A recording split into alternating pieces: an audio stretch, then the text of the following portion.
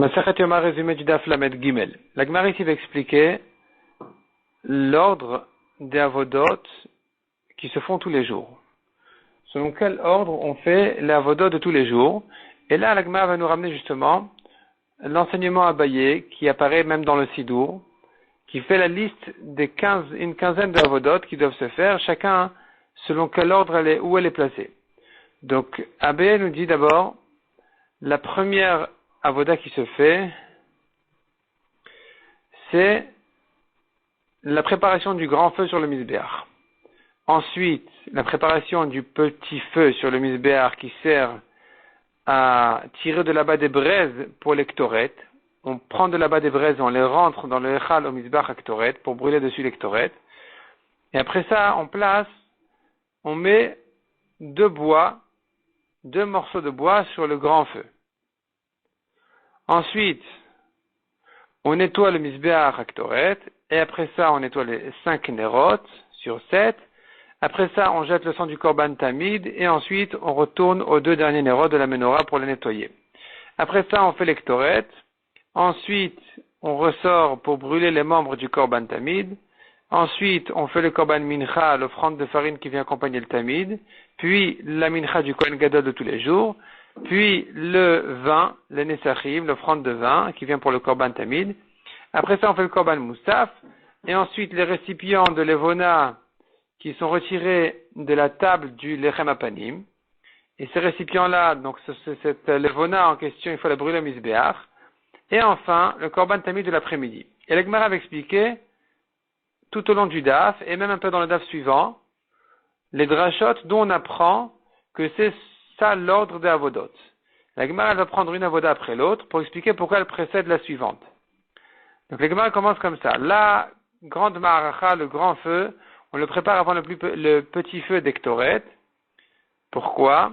La Gemara s'appuie d'abord sur un pasuk, mais enfin elle conclut que le grand feu, il sert à plus de kapara, plus de korbanot, et donc il doit précéder le petit feu qui ne sert qu'au ktoret, malgré que on va s'en servir à l'intérieur, au echal.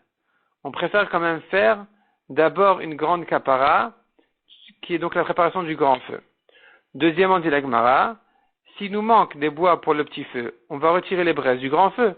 Donc dans le grand feu, on a les deux qualités, et tous les korbanot qui se font là-bas, qui est une grande kapara, beaucoup de kapara se fait dessus, et ensuite, ça pourrait servir même pour les ktoret qui vont à l'intérieur au echal. Donc, on doit commencer par le grand feu, et ensuite, on prépare le petit feu. Après ça, la Gemara continue et dit, après ces 2 feux-là, on fait le rangement des 2 bois, en fait, on met les 2 bois dans le feu, dans le grand feu, parce que le Torah nous dit, tu mettras les 2 bois dans ce feu-là et pas l'autre. Sous-entendu, l'autre est déjà là. Donc, de là, je comprends qu'il faut d'abord préparer le deuxième feu, et ensuite, on met les bois dans le grand feu. Après ça, la Gemara dit, donc après ces 2 bois, on passe au nettoyage du misbéach à ktoret. Pourquoi on fait d'abord les 2 bois et ensuite le nettoyage du misbéach à ktoret? Parce que les 2 bois, c'est la préparation du feu. Or le feu, c'est ça ce qui va servir pour les ktoret même, plus que le nettoyage du misbéach qui n'est que un problème technique, une solution technique qui est sur quoi faire les ktoret.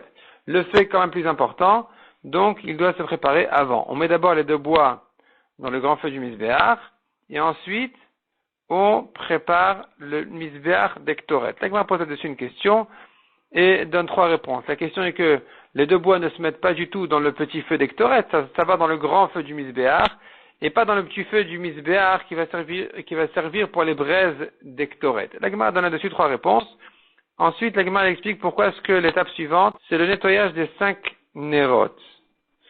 Alors, la Gemara explique qu'on commence par le nettoyage du misbéach à ktoret et ensuite on passe aux 5 nerot, parce qu'on rencontre d'abord le misbéach à ktoret en rentrant dans le echal, et ensuite on rencontre la menorah.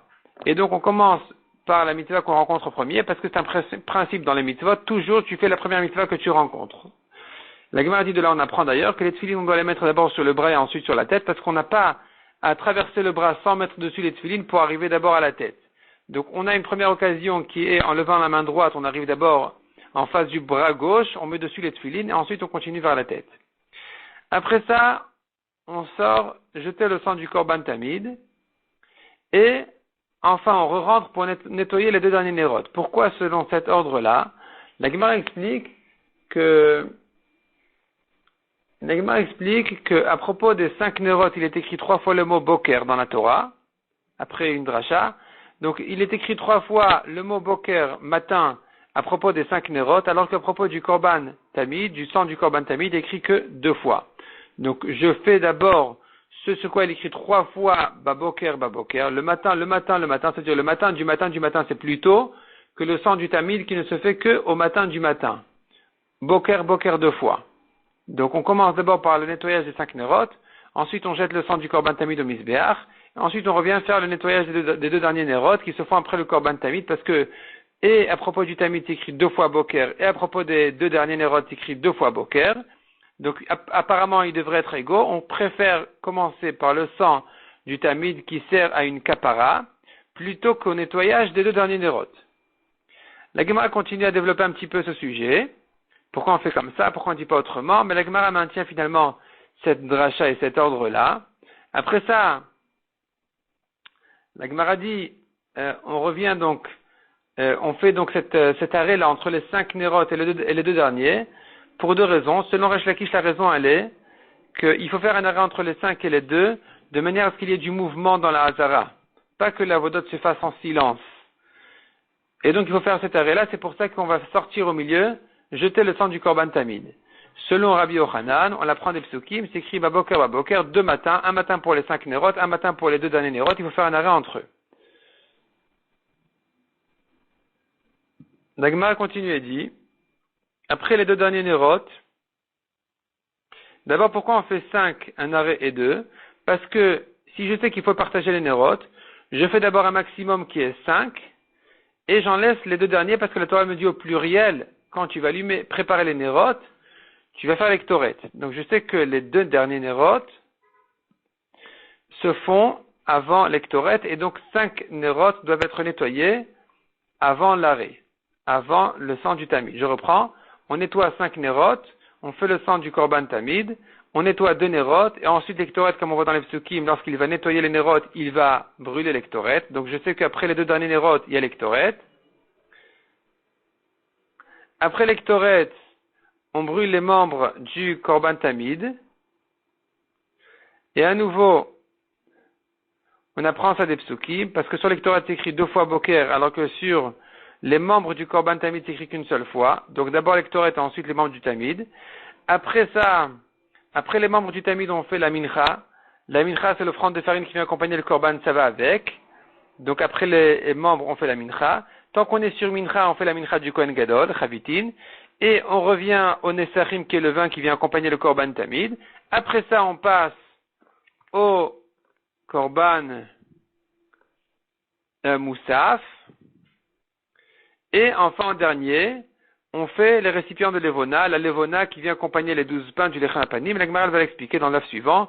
Pourquoi est-ce qu'on fait dans cet ordre-là ou le contraire? Est-ce qu'on fait d'abord le moussaf, ensuite la levona ou le contraire? La Gemara va ramener là-dessus une marloquette et la raison de chacun.